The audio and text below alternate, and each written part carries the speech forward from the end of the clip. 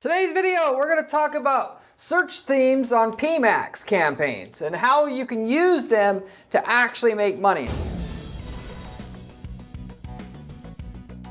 So this isn't just going to be your typical boring video about what the hell this is, which I'll of course mention to you guys who aren't sure about what it is yet. But the more important thing is how you can actually use it to make money, and coming from somebody who actually runs dozens of PMAX accounts or campaigns. So with that said, I will go through in detail what we're using to use this additional feature of PMAX to make more money, and specifically an alternate way to do what you are supposed to do with search themes to make even more money. Okay, which when it comes to making money with Google Ads or marketing in general, you should always think about what you're doing and is there a better way? And never being satisfied with the status quo, because if you do what everybody else is doing, of course, it's hard to make money that way versus you find out what works and what other people don't know about yet. That's always going to be your best, most profitable thing to do without necessarily abandoning stuff that already works to try new things, which is where people typically go wrong. You should always be spending 10% of your marketing budget on speculative stuff to find the next greatest thing. And even if 1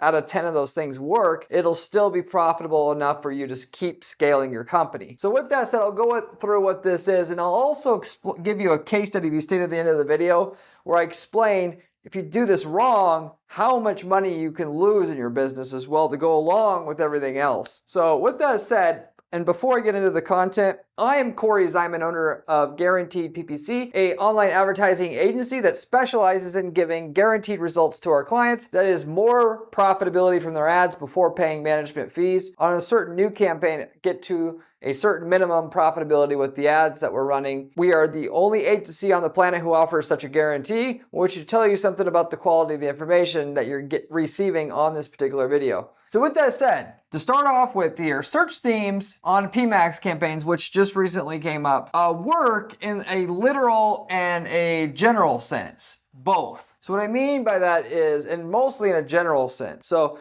if you add the word or search theme box on PMAX, what will happen is, not to say it's a guarantee, but your ads, when you go search for them a little bit later, after you've given some time for the keyword to kick in this Google's servers and systems, your ads start showing up for that search. For that, when you type that exact phrase into Google, in other words. That's how things work in a literal sense. Now, there's also a general sense that Google uses that keyword as a signal. They may figure out that it should show up for backs with hair on it, which obviously it works. It's similar, but so you can start showing up for that because you added that hairy backs keyword to your PMAX campaign. And so that's how it works as overall. You're giving it information directly how to make money for you to scale your campaigns, which is what it's about, but also some information about what types of things might work in the future as well. I know because I've tested this out. Most of what the value though is the immediate impact of, hey, show our ads up,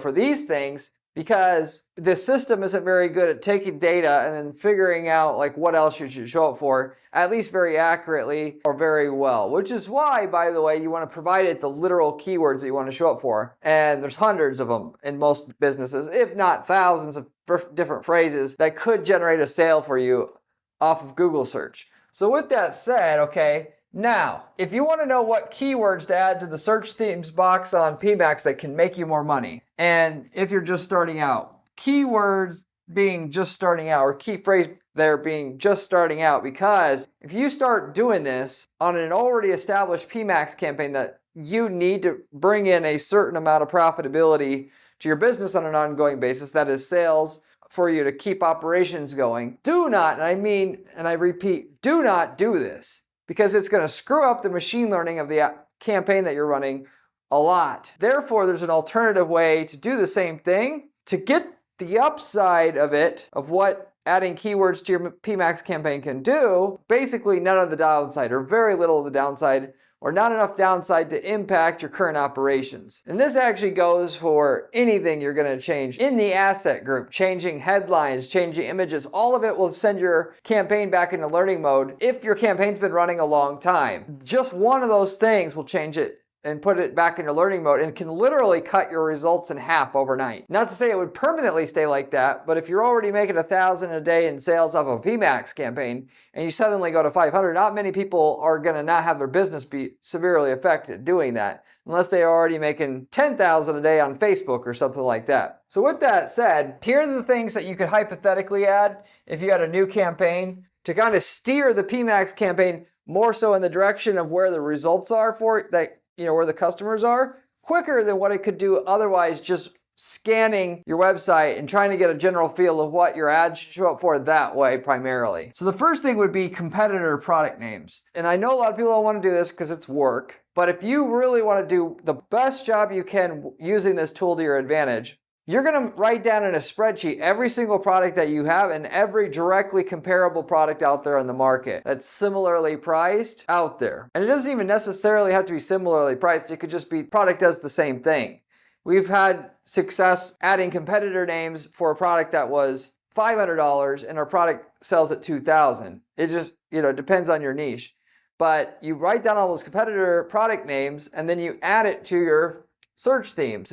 And that's what you're going to use to guide the campaign. Now, that's not very good to do that in and itself, just how I laid it out for you there. There's a better way of doing this. Before I get there, that would be the number one thing you would want to look at. It's not the easiest, but the number one thing, because the algorithm doesn't know what competitor products compete with your products. So therefore, if you're going to help the algorithm learn quicker than what it's going to do otherwise, that's the top way to do it. Not only that, but somebody already searching for a competitor product, it's directly competing with the product you sell, that person's way further down the pipe in terms of making a decision to buy.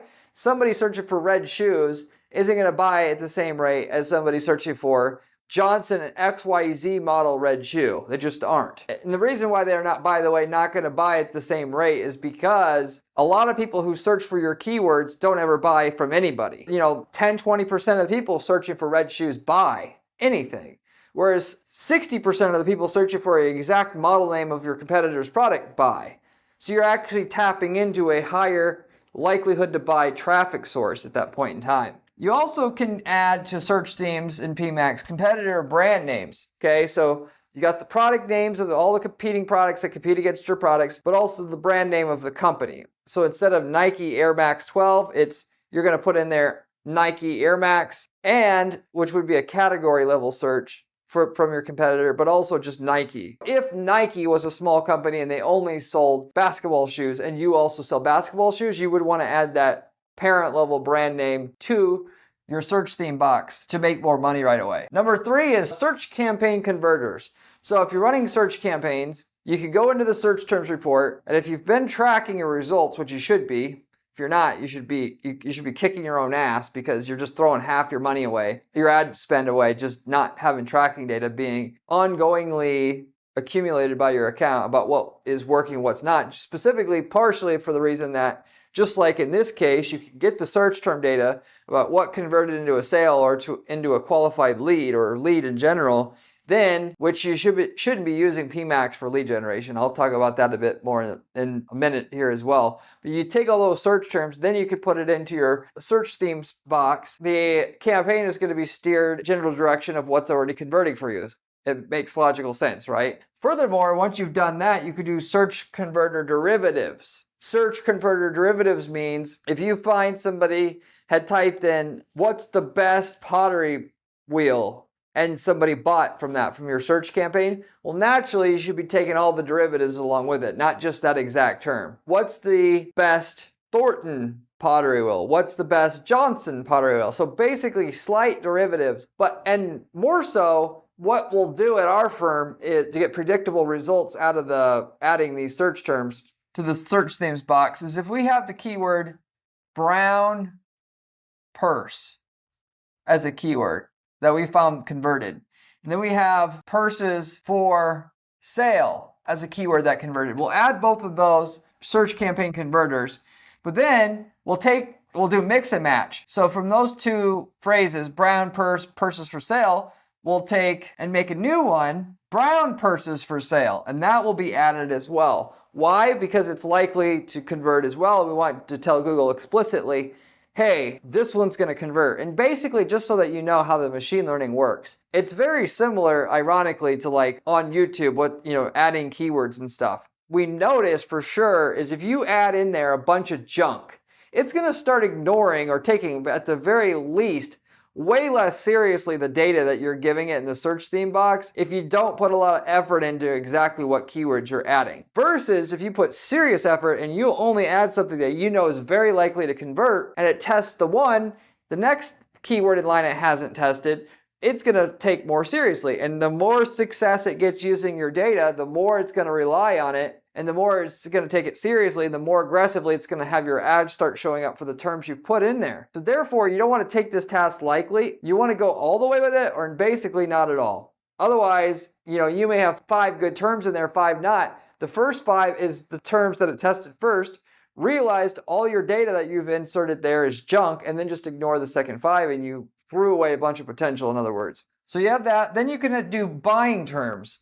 This would be like if you're selling the pottery equipment, it's going to be buy pottery equipment for sale. All the obvious terms where people are explicitly saying, I'm looking to buy this product or service. Why? Because those are all terms that Google, if they aren't having you show up for every single one of them right now, they should be. So you want to tell them for sure to do that. And then finally, the synonyms. I kind of talked about this before, but if you're selling large baseball bats, that's what you have on your site. But nowhere on your site does it say huge baseball bats. Well, you would want to add that to your search themes box because it's probably likely to convert. You break out your thesaurus, you find synonyms that are tied to the products that you have that aren't necessarily on your site but you want Google to know are related to your product, okay? So those are the main categories of terms that you would add. So you can see here it's fairly conservative as a whole. You're not going to just simply go to Google Keyword Tool, find everything that's recommended and throwing it in there, or just randomly guessing. That's really dumb to do that. Your credibility with Google is going to go down the shitter if you do that.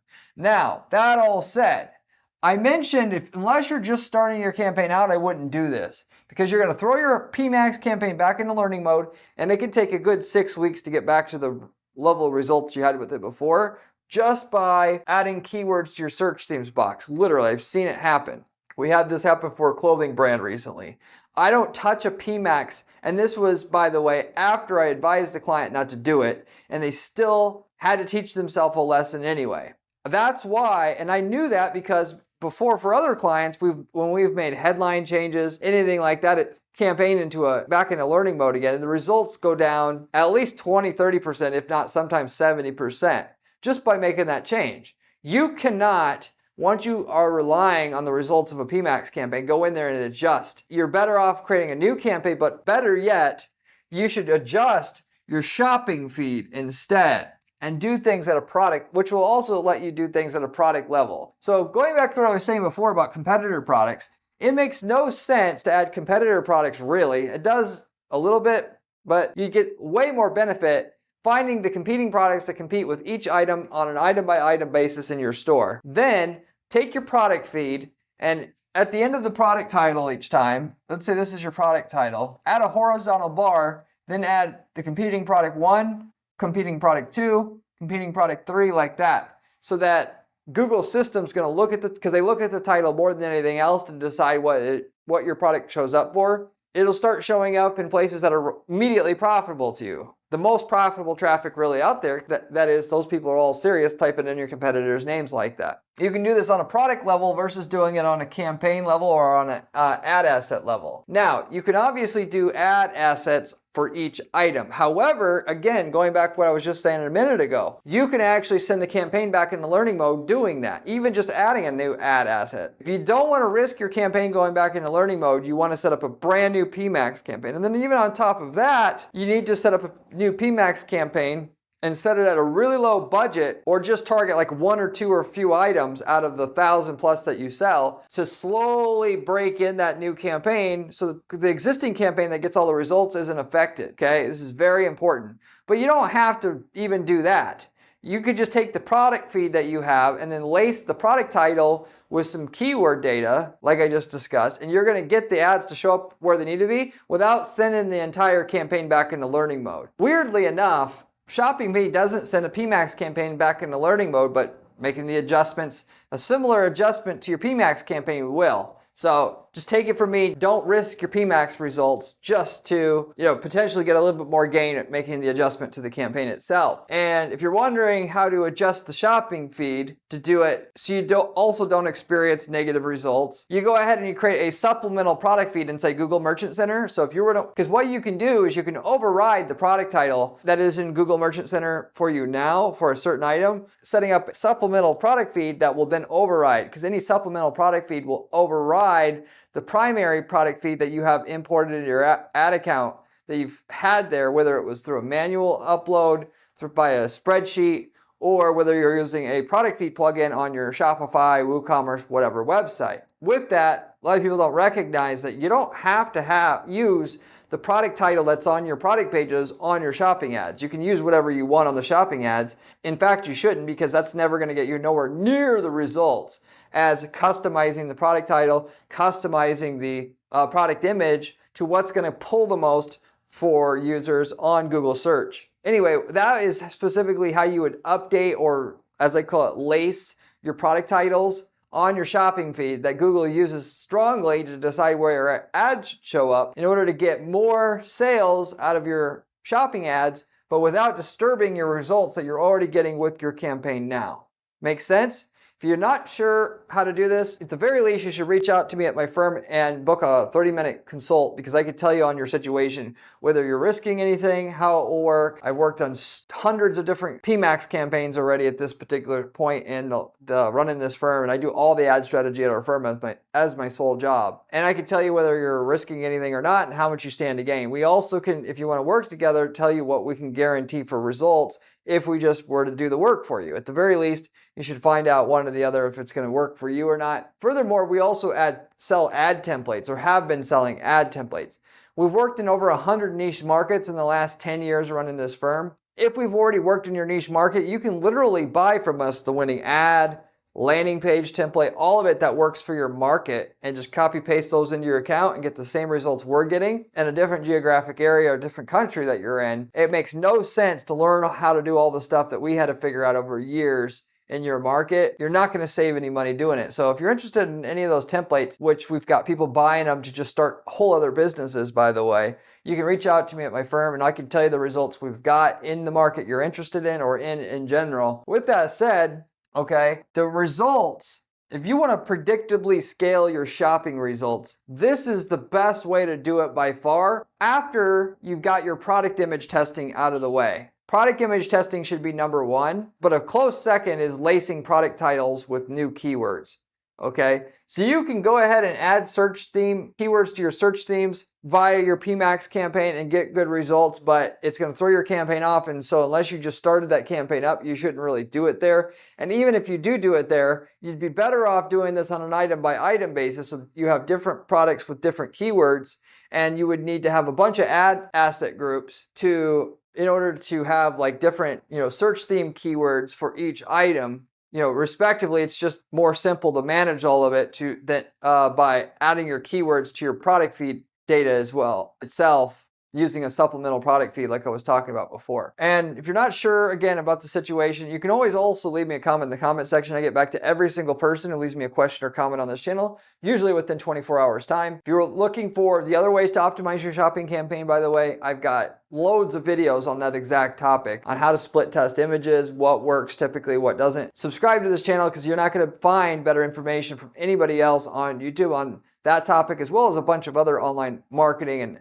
specifically online advertising topics, because I've spent tens of thousands of hours doing ad strategy at this point in time. I've been running this for over 10 years. I spend 40 hours a week doing ad testing. That's all I do. And I tell you what, for free, what's working, what's not working on this channel. Most of the other yahoos on YouTube talking about ad strategy are not running ads. So they run a couple ads and they're just trying to pull the wool over your eyes so they can sell you a course, or they run a firm and they just want clients, but they don't actually do any of the work themselves. They don't have the experience as a result of that. This isn't something you can learn in a book solely. So if you're going to pay attention to anybody, you want to pay attention to the information on this channel first. You also can check out my blog at guaranteedppc.com/blog. On my blog, I got step-by-step instructions to be able to follow the strategies we're using to get guaranteed results for our clients with screenshots, with everything you need for it. If you're interested in even more information that I have on this channel, you can definitely find a lot more of it on my blog as well. So with that said, to sum this up, okay, you're better off doing your keyword stuffing, if you will, or optimization instead of on the search themes level, you do it on the shopping feed level.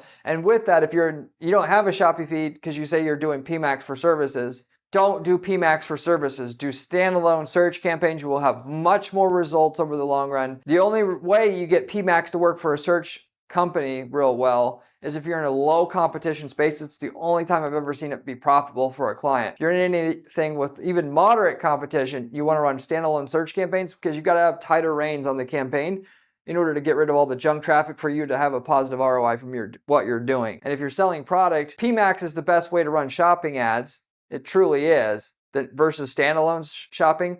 PMAX feed only setup, and then by lacing your shopping feed with using a supplemental product feed is the way to predictably scale the results with that shopping placement using shopping placements that I know of. Once you figure out how to do your ad image testing, you got that out of the way. This is the second place to go to scale your PMAX results at and with. So with that said, I'm going to wrap it up with that. Thank you very much for watching as usual, and I'll see you on the next one. Remember when I said PMAX Campaignist was important during this video? Well, this video here tells you how to do it.